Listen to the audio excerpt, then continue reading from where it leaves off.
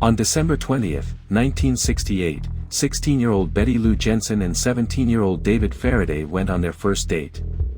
They stopped at an old diner, then drove out to Lake Herman Road, a quiet lover's lane.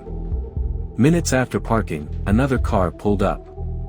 A man stepped out with a flashlight and a .22 pistol.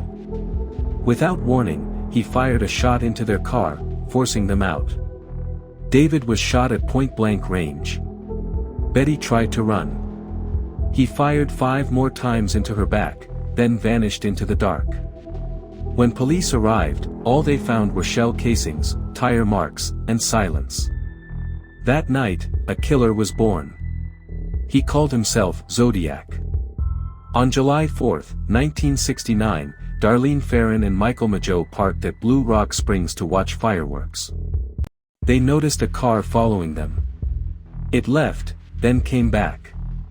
A man stepped out, shining a flashlight into their car. Before they could react, he opened fire. 9 shots in total. Darlene died instantly. Michael survived, describing the man as calm, heavy-set, wearing glasses, and smiling as he reloaded. Within an hour, a phone call reached the police station. A deep male voice confessed to both shootings and gave directions to the scene. He ended the call with chilling precision, "I also killed those kids last Christmas."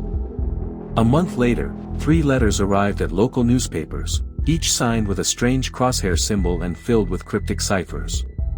He demanded the papers print them or he would kill again. One of those ciphers was later solved by a schoolteacher and his wife.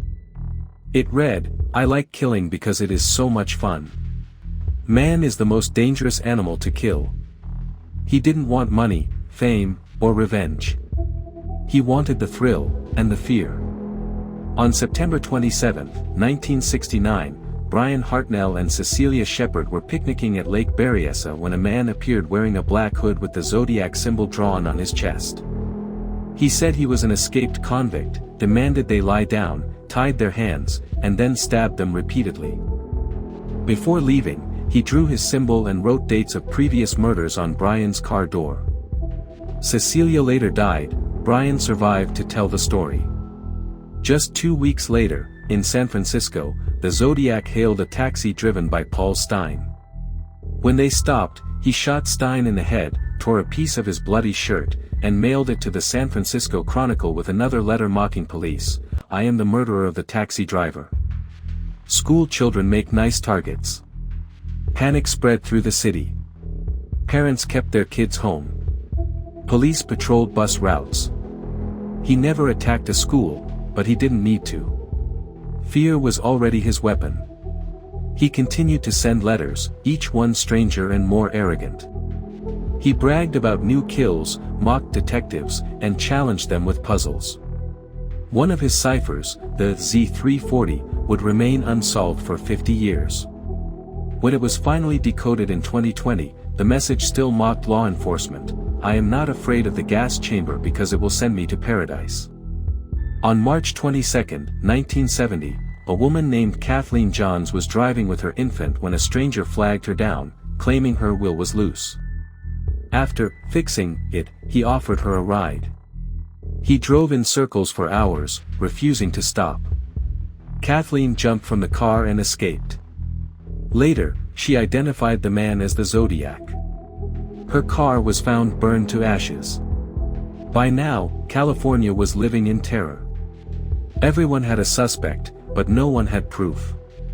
The most famous name was Arthur Lee Allen, a man obsessed with codes and weapons, who owned a Zodiac brand watch. He matched the description, had strange habits, and even joked about being the killer. But fingerprints and handwriting didn't match. He died in 1992, never charged. Others came and went, each one almost fitting, but never quite. The Zodiac had become a ghost. He wrote one final confirmed letter in 1974, sarcastically reviewing a horror movie and claiming, "Me, 37, SFPD, 0. Then the letters stopped. So did the murder. The trail went cold. But the legend didn't die. Decades passed. Investigators used DNA, handwriting, and computer analysis. Codebreakers around the world obsessed over his ciphers. Online forums became digital crime scenes. People debated his identity, analyzed his spelling mistakes, even his grammar. Some said he was a genius. Others thought he was just lucky. The Zodiac had achieved what he wanted: immortality. He turned murder into theater, fear into legacy. His words still echo through every true crime story that followed.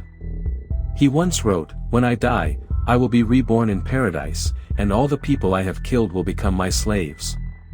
It wasn't just arrogance. It was belief that terror could make him eternal. And in a way, he was right. More than 50 years later, his ciphers are still studied, his symbols still recognized, and his story still haunts late-night podcasts and cold case detectives. He didn't just kill people, he killed peace of mind. The Zodiac remains one of America's most terrifying mysteries. No arrest. No closure. Just a symbol, a circle with a cross, still carved into our collective fear. Some monsters never die. They just stop writing.